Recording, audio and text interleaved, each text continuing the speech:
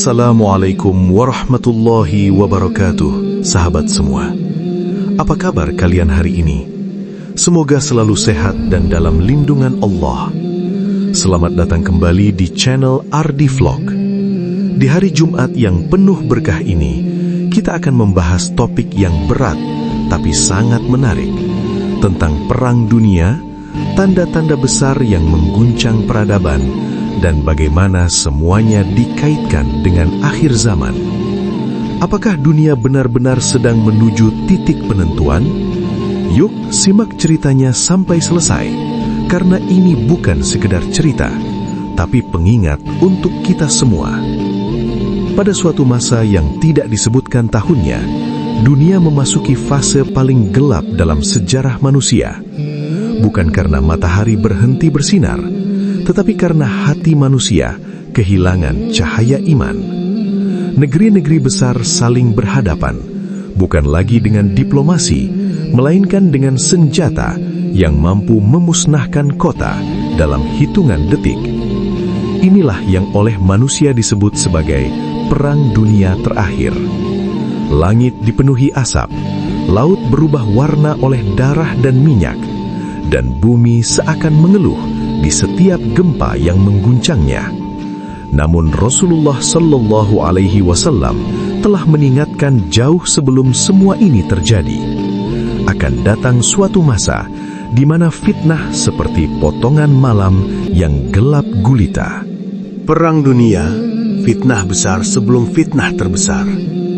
Perang dunia ini bukan hanya perang wilayah, melainkan perang kepentingan dan keserakahan. Kebenaran dibungkus propaganda, kebatilan dihiasi keindahan. Banyak manusia kehilangan arah, bahkan kaum beriman pun mulai ragu karena dahsyatnya cobaan. Di tengah kekacauan itu, kaum muslimin tercerai-berai.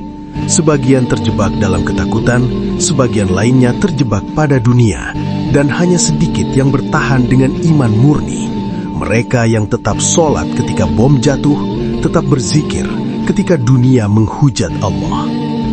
Pada masa inilah, tanda-tanda besar akhir zaman mulai muncul satu persatu.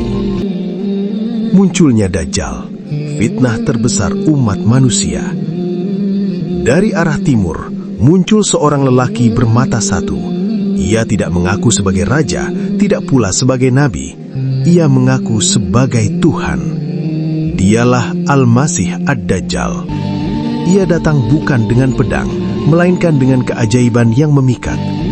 Ia menurunkan hujan bagi yang mengikutinya dan menahan hujan bagi yang menentangnya. Ia memberi kekayaan bagi yang sujud kepadanya dan kelaparan bagi yang menolak. Manusia yang telah lelah oleh perang dunia melihat Dajjal sebagai penyelamat. Inilah Tuhan yang memberi kita makan, kata mereka. Inilah yang membawa kedamaian, seru para pengikutnya.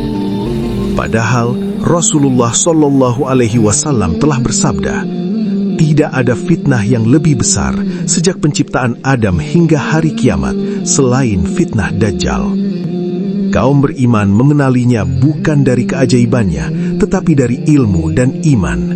Mereka membaca awal surah Al-Kahfi, berlindung kepada Allah dan melarikan diri ke gunung-gunung, ke tempat-tempat yang tersisa dari kehancuran dunia. Imam Mahdi dan perlawanan terakhir. Di saat umat Islam berada di titik paling lemah, Allah mengangkat seorang pemimpin dari keturunan Rasulullah Sallallahu Alaihi Wasallam, Imam Mahdi.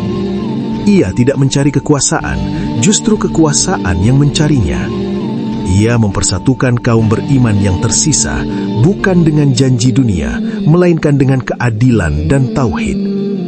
Peperangan besar terjadi. Dajjal menguasai hampir seluruh dunia, kecuali Makkah dan Madinah yang dijaga oleh para malaikat. Dunia berada di ambang kehancuran total.